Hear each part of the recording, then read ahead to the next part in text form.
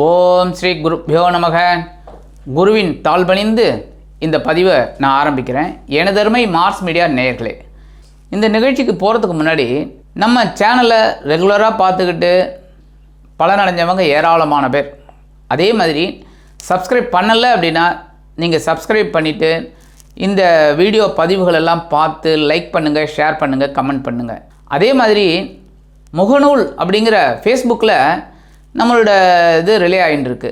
அதுலேயும் பார்த்துட்டு நீங்கள் லைக் பண்ணுங்கள், ஷேர் பண்ணுங்கள், கமெண்ட் பண்ணுங்கள். கண்டிப்பாக முகநூலில் பார்க்குறவங்க ஃபாலோ பண்ணுங்கள். இந்த பதிவுக்கு போகலாமா? இந்த பதிவில் நம்ம என்ன பார்க்க போகிறோம் அப்படின்னா, சூரிய பகவானின் அற்புதமான பெயர்ச்சி. ஆக்சுவலாக பார்த்திங்கன்னா சூரிய பகவான் பெயரவே இல்லை. ஏன்னா சூரியன், சந்திரன் எல்லா கிரகங்களும் நிலையானது தான்.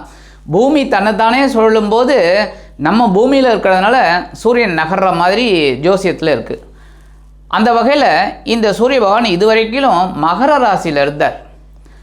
மகர ராசியில் இருந்துட்டு இப்போ ஓரளவுக்கு அனுகூலமான பலன்களை சில ராசிகளுக்கு கொடுத்துருந்தார். இப்போ அவர் 13/2/2024 அதாவது பிப்ரவரி மாதம் 13ஆம் தேதி அவர் அப்படியே ராசி மாறி கும்பராசிக்கு வந்துடுறார். கும்பராசி அப்படிங்கும்போது இந்த தமிழில் பார்த்திங்கனாக்க மாசி மாதம்னாலே ஒரு பெரிய விசேஷம். என்ன அப்படின்னா, இந்த மாசி மாதத்தில் சூரியன் பிரவேசம் ஆகிற நாள் அந்த மாதம் ஃபுல்லாக விஷ்ணுபதி புண்ணிய காலம். அதாவது இந்த 12 மாதமே புண்ணிய காலம்தான். உத்தராயணம், தட்சிணாயணம் 6 மாதம், ஒவ்வொரு மாதமுமே புண்ணிய காலம். அந்த வகையில் இந்த புண்ணிய காலம்ங்கும்போது இந்த மாசி மாதம் விஷ்ணுபதி புண்ணிய காலம். தை மாதம் விஷு பிரம்மனுக்கு உண்டானது, அடுத்தது விஷ்ணுவுக்கு உண்டானது, அடுத்தது சிவனுக்கு ஷடசீதி புண்ணிய காலம்னு சொல்கிறது, அது பங்குனி மாதம். அந்த வகையில் இந்த சூரிய பகவான் இப்போ கும்பராசிக்கு சனீஸ்வர பகவான் அங்கே ஏற்கனவே இருக்கார். 2 பேரும் சேர்ந்து சில ராசிகளுக்கு நற்பலன்களை கொடுக்க போகிறார். சில ராசிகள் கொஞ்சம் கவனமாக இருக்கணும் எல்லா விஷயத்துலேயும். அது எந்தெந்த ராசின்னு நீங்கள் வரும்போதே பார்த்துட்டுலாம். அந்த வகையில் இந்த சூரிய பகவான் கும்பராசியில் 30 நாள் அங்கே இருந்துட்டு பலாபலன்களை கொடுக்க போகிறார். அந்த வகையில் பார்த்திங்கன்னா ஒவ்வொரு ராசிக்கும் என்னென்ன பலாபலன்கள் கிடைக்க போகிறதுங்கிறத பற்றி நம்ம இப்போ தெளிவாக பார்ப்போம். எனதருமை மிதுன ராசி நேயர்களே, இந்த பதிவில் நம்ம என்ன பார்க்க போகிறோம் அப்படின்னா, சூரிய பகவானின் அற்புதமான பெயர்ச்சி. இந்த சூரிய பகவான் உங்களுக்கு யார் அப்படின்னு பார்த்தீங்கன்னா சூப்பர். யார் அப்படின்னு பார்த்தீங்கன்னா சகாயாதிபதி. சகாயம் அப்படின்னாலே தைரியம், வீரியம், இதுக்கெல்லாம் ஒரு 3ஆம் இடம் தான் சொல்லக்கூடியது. அந்த வகையில் காலச்சக்கர தத்துவத்தின்படி உங்களுக்கு பார்த்திங்கன்னா நீங்களே 3வது ராசி தான். மேஷம், ரிஷபம், மிதுனம். அந்த மிதுனத்துக்குண்டான ஒரு சகாயாதிபதி யாருன்னு பார்த்திங்கன்னா சூரிய பகவான், 3ஆம் இடத்து அதிபதி. 3ஆம் உங்களுக்கு ரொம்ப அற்புதமானது. ஏன்னா தந்தையார் ஸ்தானம் 3வது. தைரியம் இயற்கையாகவே இருக்கும், வீரியம் இருக்கும், ஒரு காரியத்தை எடுத்தால் முடிச்சே ஆகணுங்கிற ஒரு கலாட்டா உங்களுக்கு இருக்கும். அதே சமயம் பார்த்திங்கன்னா தனவாக்கு குடும்பஸ்தானாதிபதி சந்திர பகவான், அதனாலே தாய்மை உணர்வும் உங்களுக்கு இருக்கும். அந்த வகையில் இந்த சகாயாதிபதி உங்களுக்கு இது வரைக்கும் எங்கே இருந்தார் அப்படின்னு பார்த்திங்கன்னா அஷ்டமஸ்தானத்தில் இருந்தார். 8ஆம் இடம் அப்படின்னாலே கொஞ்சம் பிரச்சனை தான். குடும்பத்தில் பிரச்சனைகள், ஏகப்பட்ட குழப்பங்கள், குடும்ப உறுப்பினர்கள்ட்ட தேவையில்லாத வாக்குவாதம், அதன் மூலம் சில பிரச்சனைகள். சரி, கணவன் மனைவி ஒற்றுமையாவது பரவாயில்லையா?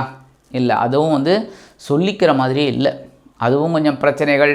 சில பேருக்கு பார்த்திங்கன்னா உங்களோட வாழ்க்கை துணை கோச்சிக்கிட்டு அவங்க வீட்டுக்கு போயிருப்பாங்க, இல்லை கொஞ்சம் சின்ன தற்காலிகமான ஒரு பிரிவு, இந்த மாதிரிலாம் ஒரு மனக்குழப்பங்கள், மனக்கிலேசங்கள். சரி, உத்தியோகத்தில், தொழில் வியாபாரத்தில் பார்த்திங்கனாலும் குழப்பம். எல்லாரையும் கொஞ்சம் அட்ஜஸ்ட் பண்ணிட்டு போகிற மாதிரியே இருந்திருக்கு. இல்லைன்னா உத்தியோகம் போய்டும், தொழில் வியாபாரம் டல் அடிச்சிடும். அதனாலேயே கொஞ்சம் பேச்சுவார்த்தையெல்லாம் நீங்கள் குறைச்சிக்கிட்டு நீங்கள் சாதாரணமாக இருந்திருக்கீங்க. அந்த வகையில் உடல் ஆரோக்கியமும் கொஞ்சம் இப்படி தான் இருந்திருக்கு. பரவாயில்லை, பெரிய அளவில் ஒரு மருத்துவ செலவு இல்லைனாலும் சில பேருக்கு பார்த்திங்கன்னா மருத்துவ செலவுகள் இருந்திருக்கு. ஏதோ கண், காது இந்த மாதிரிலாம் கொஞ்சம் ட்ரபிள் கொடுத்துருக்கு. அதெல்லாம் நீங்கள் கொஞ்சம் அவாய்ட் பண்ணி அப்படியே வந்துட்டீங்க.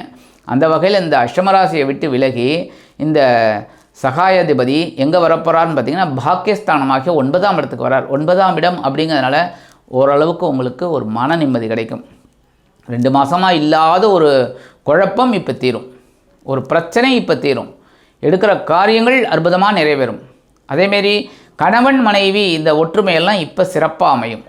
அந்த வகையில் இந்த சூரிய பகவான் உங்களுக்கு பலவிதமான ஒரு திருப்பங்களை கொடுப்பார். திருப்பம் அப்படின்னா என்னென்னா, குடும்பத்தில் பிரச்சனைகள் கொஞ்சம் குறையும், உங்கள் மனசில் ஒரு நிம்மதி கிடைக்கும். அப்பாடா, இது வரைக்கும் தூக்கமே இல்லை, சரியான தூக்கம் இல்லை, ஓரளவுக்கு இப்போ நல்ல ஒரு ஒரு ஒரு தூக்கம் வரும்.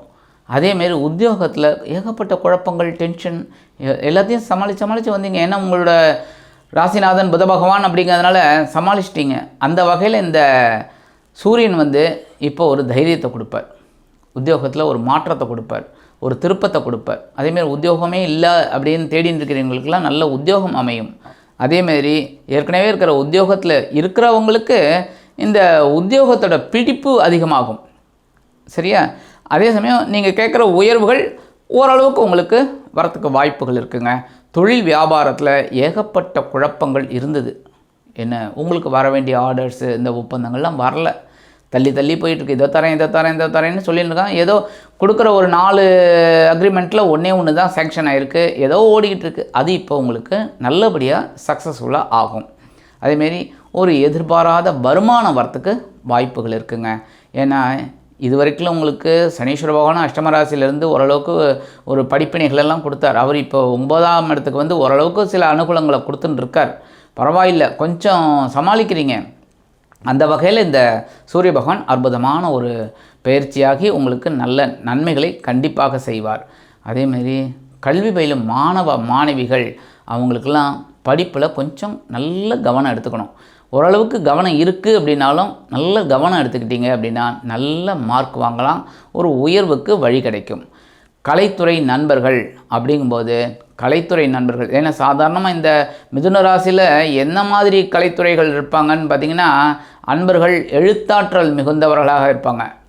ஒரு பாடலாசிரியர் இல்லைன்னா ஒரு அசிஸ்டன்ட் டைரக்டர் அந்த மாதிரிலாம் இருப்பீங்க. அந்த வகையில் அவங்களுக்கெல்லாம் ஒரு உயர்வுகள் கண்டிப்பாக கிடைக்குங்க. முக்கியமாக மிதுன ராசியை சேர்ந்த அரசியல்வாதிகள் அப்படிங்கும்போது ஒரு 2 மாதமாக கடும் போராட்டத்தில் இருந்தீங்க, அதெல்லாம் இப்போ விலகி ஓரளவுக்கு உங்களுக்கு அனுகூலமான ஒரு நாட்கள் கிடைக்கும். அதெல்லாம் நீங்கள் உபயோகப்படுத்திக்கணும். அதுக்கு உண்டான ஒரு உயர்வுக்கு நீங்களே வழி காமிச்சிக்கணும். ஆக இந்த சூரிய பகவான் உங்களுக்கு பாக்கியஸ்தானத்துக்கு பலவிதமான முயற்சிகளை ஏற்படுத்தி கொடுப்பார். ஏன்னா சகாயாதிபதி அப்படிங்கிறதுனால உங்களுக்கு முயற்சிகளை தூண்டுவார். அந்த முயற்சிகள் எல்லாம் நீங்கள் அருமையாக செயல்படுத்தினீங்க அப்படின்னா கண்டிப்பாக நன்மைகள் கண்டிப்பாக கிடைக்கும். அதேமாரி தந்தையார் உங்களுக்கு இது வரைக்கும் அனுகூலமாக அவ்வளோவா இல்லை, இந்த தந்தையார் இப்போ ஆதரவாக இருப்பார். அதுமாரி தந்தையாருடைய சொத்துக்கள் உங்கள் கைக்கு வரத்துக்கு வாய்ப்புகள் இருக்குங்க. சில பேருக்கு பார்த்திங்கன்னா பூர்வீக சொத்துக்கள் கிடைக்கிறதுக்கு நிறைய வாய்ப்புகள் இருக்குது. சில பேருக்கு பார்த்திங்கன்னா எதிர்பாராத வெளியூர் அல்லது வெளிநாட்டு பயணங்கள் கண்டிப்பாக அமையும். அதன் மூலம் நீங்கள் எடுக்கும் முயற்சிகள் வெற்றியை கொடுக்கும். சில பேருக்கு எடுக்கிற எல்லா காரியங்களுமே எந்தவித தடையும் தாமதமும் இல்லாமல் அருமையாக நிறைவேறும். ஆக இந்த சகாயாதிபதி இப்போ உங்களுக்கு பாக்கியஸ்தானத்தில் இருந்துக்கிட்டு பலவிதமான அற்புதமான ஒரு முயற்சியின் பேரில் நன்மைகளை கண்டிப்பாக கொடுப்பார் என்று கூறி விடைபெறுகிறேன். நன்றி, வணக்கம். மீண்டும் ஒரு அருமையான பதிவில் நான் உங்களை மனமகிழ்ச்சியோடு சந்திக்கிறேன். வாழ்த்துக்கள். வாழ்க வளமுடன். இந்த சேனல் உங்களுக்கு பிடிச்சிருந்தா மறக்காம சப்ஸ்கிரைப் பண்ணுங்க, ஷேர் பண்ணுங்க, லைக் பண்ணுங்க, கமெண்ட் பண்ணுங்க.